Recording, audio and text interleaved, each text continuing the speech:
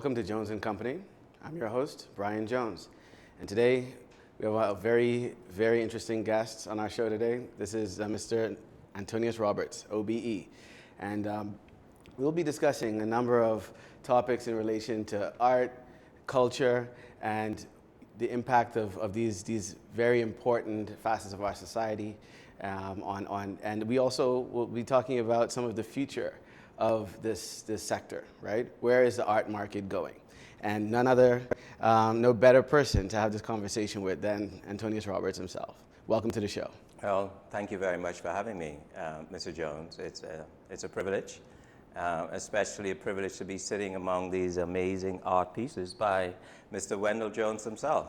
Absolutely. So I feel honored to be surrounded by so much beauty, and also I feel privileged to have the opportunity to talk to you, one of our rising stars in the financial services. And I'm a firm believer that in order for art to thrive, we need to establish greater connections with the financial services. And so it's a privilege to sit here with you, sir. Thank you so much for that. And speaking of the set, we certainly felt like we needed to upgrade or at least freshen up the set here with some fresh artwork because you're gracing us with your presence. And we know that you do appreciate Wendell Jones's art, so hey, thank you for that as well. My pleasure. And so, firstly, right, what we want to do is give the viewers a bit of background information, help them understand how you got to the point, right? You're a very well-known, recognized, and in fact, you've been even honored by the Order of the British Empire for your work and your contributions. But you started somewhere, right? Very humble beginnings. So help us understand how you got to this point. Wow. Sometimes I pinch myself and I wonder how I got to this point myself. Particularly, it's very, very difficult for Bahamians, particularly even now, to aspire to establish a career in the creative industries.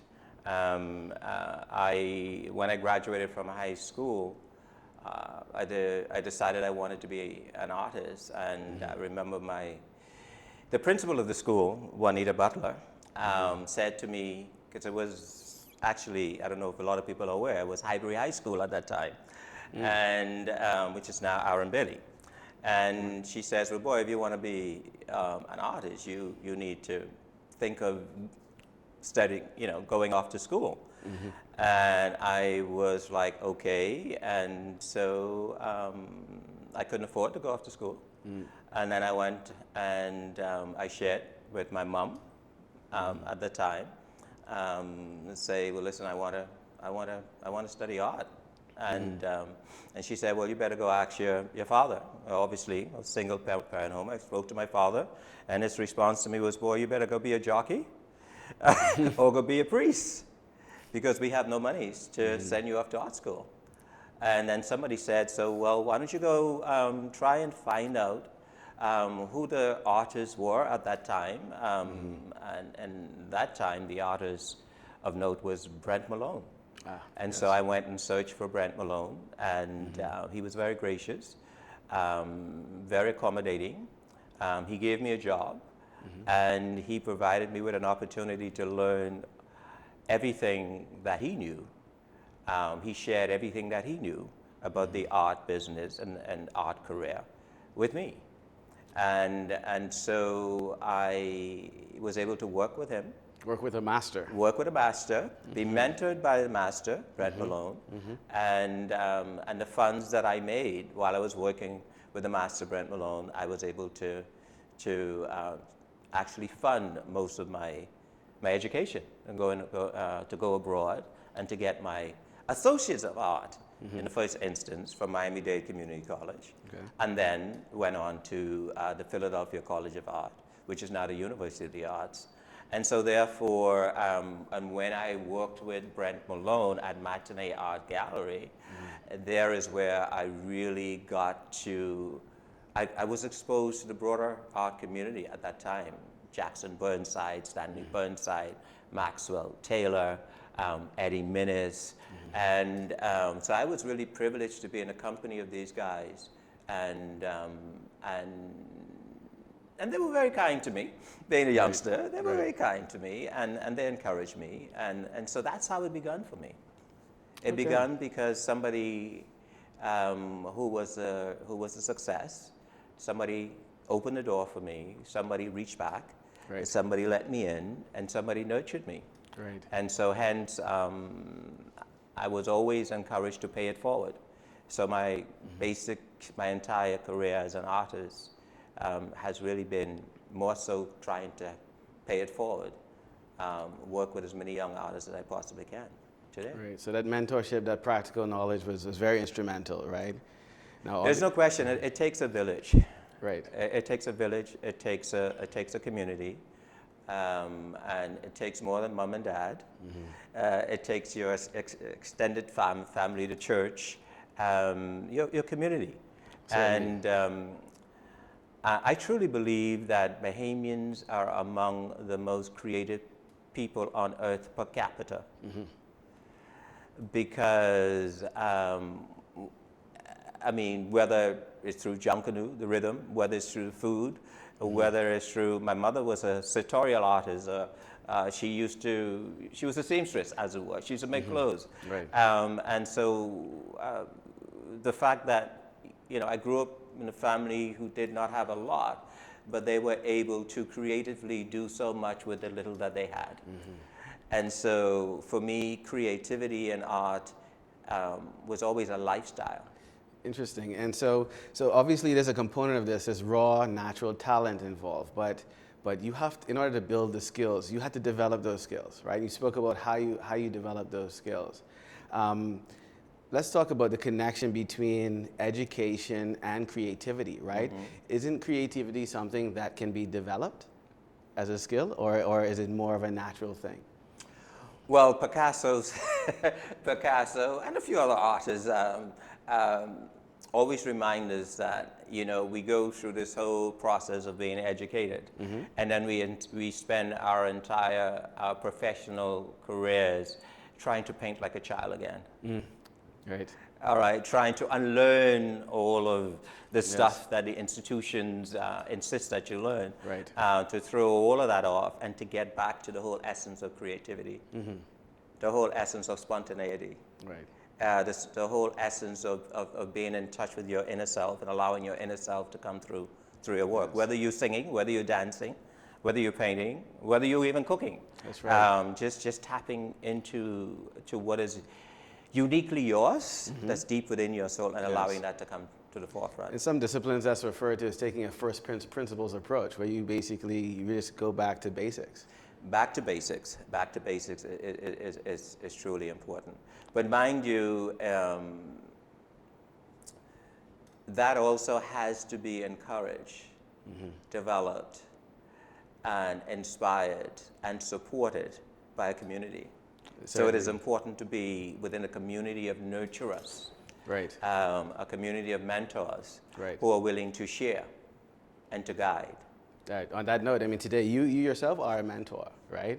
You have in fact Project ICE, which I would like to speak about because it's an incubator, right?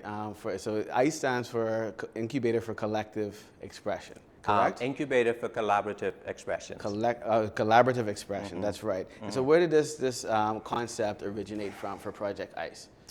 The whole concept of Project ICE really is rooted in my journey. All right, it's rooted. It's kind of an evolution from the opportunities that I've had over the years to develop cultural institutions, and understanding the significance of cultural institutions and communities through the FinCo Summer Art Program, RBC FinCo Summer Art Program, which I revived after Eddie Minnis, and it ran for over 35 years. Wow. Central Bank Annual Art Exhibition and Competition, which is the architect of that program, and that program is still ongoing. It's going to be 40 years next year. of that program. Oh, wow. And of course, being one of the founders of Junior Jump Canoe. Junior Jump Canoe. Right, Yes. coordinating the first Junior Jump Canoe in celebration of the 10th anniversary of independence, which is in 1983. And also teaching. Through teaching, I realized the importance of safe spaces and places where young artisans can gather and express themselves unconditionally, but also have access to mentorship or access to people who can guide them and help to encourage their creativity along the way. So Project ICE is just a continuation of that whole kind of experience, my whole life's purpose or mission. And let me say, honestly, if anybody says to me, describe yourself as an artist, I think I focus more on transforming spaces and transforming lives through the creative process. And that within itself is an art form. Yes. And so I see myself more as a creative spaces and always willing to create spaces and opportunity for other people to not only experience, but to be able to find their creative selves within these spaces. So Project ICE is becoming that space as a result of being offered a commission, being invited to, again, to be engaged in taking raw material from a space, wood, a tree, and I needed a space large enough to store this wood, and so I was offered the old Holiday Ice plant. Okay. All right, I needed a place to store the wood, and so therefore I was offered this space, which was more than I needed to store the wood. It's the old Holiday Ice plant, and Holiday Ice actually was created by and developed by, and the founder was Ulrich Fox. And Ulrich Fox, if a lot of people don't know who Ulrich Fox is, he's Rick Fox's daddy. Okay. And Ulrich Fox was not only a young entrepreneur ahead of his time, but he was also an artist.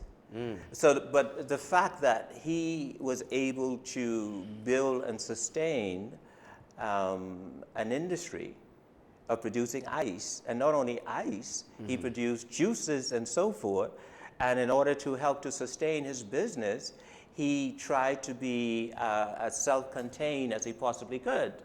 He created his own cistern for his own water. He was, recycling his own water, purifying his own water, and so forth. And so I happened upon this warehouse space that was abandoned for many years, and then I started to activate the space. Right.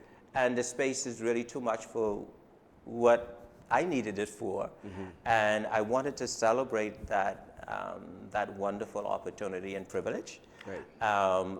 But at the same time, I wanted to honor the history of the space. And so therefore it was important for me to use the word ice. Yes. And I thought what ice means beyond just, and so therefore this whole idea of creating this incubator for collaborative expression came about. Right. And I felt that the space was large enough, an acre property with a 9,000 square foot warehouse space on it.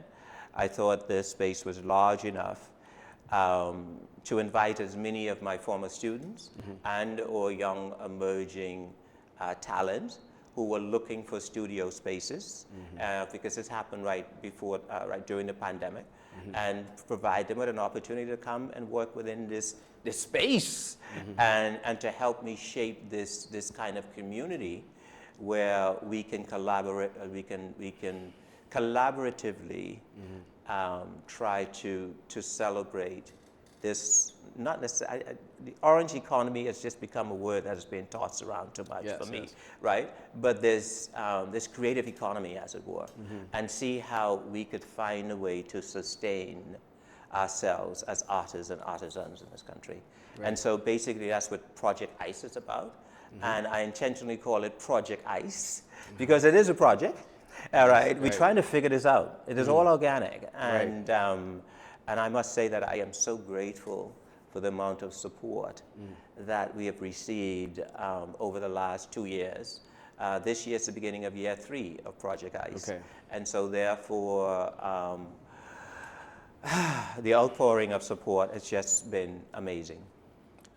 Tremendous, tremendous. So since the inception, you're into year 3 now. How many students would you say you've been working with, and what kind of, what have you produced out of Project ICE? Wow. I know, it's, it's a lot. I would say that we have been able to impact in one way or another well over 200-300 young creatives. And when I say young creatives, I'm not only talking about visual artists, I'm talking about musicians, because the first gift that we got was a grand piano. Amazing. We have 2 grand pianos at Project ICE, and it was amazing. I never really thought about the fact that a lot of our musicians who play keyboard have not had the privilege of touching a real piano.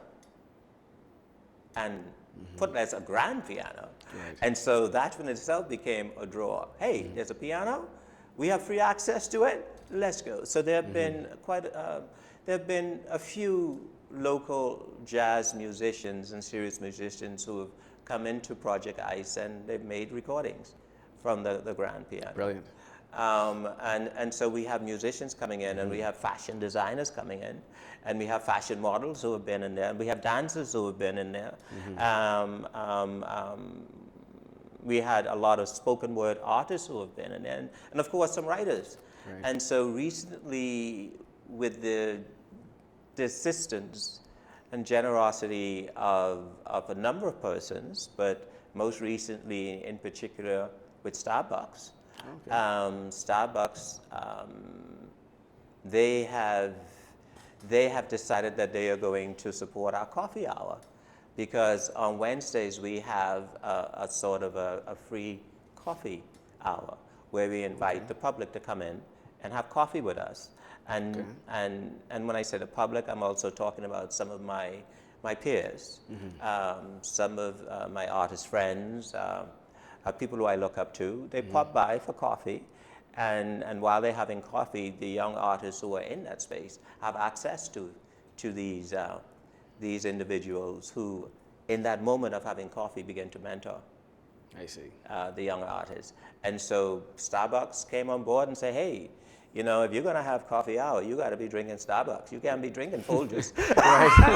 Sorry. I mean, so I'm like, sure, bring it on. Right. But that is the sort of generosity of spirits and community support and community engagement that we are experiencing at this particular point. Right. Because no matter what, it takes a village. Right. And so when you start collaborating on that level with creatives, with professionals, and then you end up opening it up with a cross-section of society, almost anything can happen, right, in that type of environment. Almost everything can happen. And in this age where we are hearing a lot of negatives about our young people, in particular about young men and so forth, and what is so interesting is that a lot of community leaders and are trying to figure out ways to engage the young people.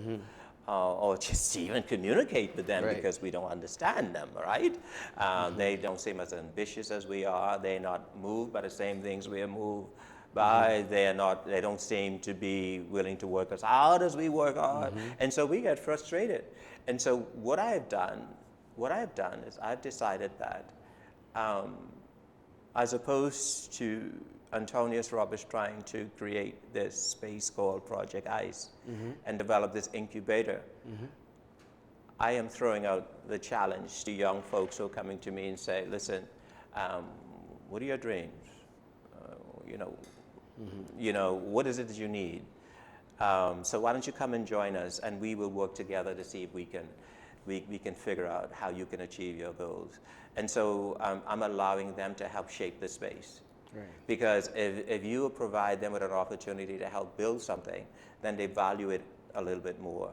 And then and as a result of that exchange, I learn a lot more. I see. About where they are. And so we together. Get some of that reverse mentorship. It is a going on. reverse mentorship, and together we're beginning to create this amazing community. It sounds So that's amazing what's indeed happening. because, I mean, I'm thinking about it. Where else do artists hang out, right? They're at art galleries? I mean, not really, right? That's not necessarily, for that, right? Well, but there are Or- places, I mean, there is a Yeah. place for art galleries. Right, There's a exactly. place That's for what I art want to get gallery. to. There's like, a what's place the- for museum. There's Yes. a place for schools. But when we think about the Wynwood district, all right, when we think about Chelsea, or we think about Greenwich Village, I mean, and we know the history of these places, all right? I mean, artists were given the opportunity to go into these abandoned buildings and create studio spaces and make art. Why shouldn't Bahamian artists have that same opportunity? Yes. I mean, I celebrate the Junkanoo artists because at least they have their shacks Yes. that they can go in at a certain time of the year and create their costumes. That's right. But I feel that this should happen year round. It should not just happen a certain time of the year for Right. whatever reason. And so Project ICE is just a large shack, as it were. Right. Where we have as many creatives as we could get in there at any given time, and they're all welcome. Do you see yourself making a crossover back into Junkanoo? Because I know you have I some never left. deep roots there. Yeah. I've never left. I mean, in we terms all of Junkanoo as well. connecting this project ICE with Junkanoo. You know, so when Yeah. I paint to the rhythm of Junkanoo, I and see. when I respond to the colors, I mean, it's Junkanoo around us. That's right. Right? And Junkanoo for me doesn't necessarily mean that you rush on Bay Street. Ah, okay. Okay, it's we just have the spirit of Junkanoo. We have that beat deep within our soul, and we just got to find a way to respond to that beat. And whether you respond on Bay Street or creating a costume or in the kitchen or whatever, I mean, that's who we are. All Yes. right. Or some of my friends, or Jackson would say, "That's who you is. That's who he is." All right. And so we, for me, I just try to embrace that. And I grew up within a community, and I've never lost sight of that. Yes. And I really truly believe that it's going to take that community to help to sustain us as a people, and whether that be a community of farmers, and it doesn't have to be somebody in Andrews farming, you know. I mean, when I grew up, we had everything in our yard. All of the trees, we were able to eat off our trees that we had in the yard. There was no grass and flowers. Right. Right. You know, so it's You a have to- way of life, Yes, and yes. neighbors sharing and helping, bartering, you know, and ASU and everybody throwing a hand, it's your draw today, and so this is all who we are. And so, I mean, I rely on these principles when I'm in my studio, or I allow these principles to guide me in almost every phase of my life. Yeah, and one of the components of, I guess, being an artist, right, is essentially making sure that you can have a livelihood. Okay, many people, I guess, would love to embrace that creative spirit that they have, but they have their doubts as to whether they can actually sustain themselves in this field. Maybe you can help us, I guess, budding students understand what it would take to build a sustainable career as an artist. Someone just starting out. Well, first of all, I mean, we have to first. I think it is important for us as a people to understand how important it is to celebrate one another. Yes. We have to celebrate one another. We will have our differences, and it doesn't matter what our differences are. But if you're doing something good, you're doing something right, celebrate it. All right. I would love to see some Valley boys celebrate some Saxons for a change. I'd like to see some Saxons celebrate some Valley boys for a change. Right. I'd like to see these guys on Bay Street say, "Boy, they look good for a change. They're not a Valley, they're Saxon, but that costs it." You don't get that. Right. No matter how good you look, no matter how good you sound, boy, they ain't sound better. The than that. rivalry overcomes. Straight through. Yes. Yes. I don't get that, right? Right. But the reality is, I think if we begin to celebrate the fact that when I decided to go off or decided that I wanted to be an artist, I was able to find a community of individuals who were doing well in the arts. Ah, there you go. A lot of Bahamians didn't know about Brent Malone or Jackson Burnside. Brent and Jackson knows how to go off, and then they came back. I see.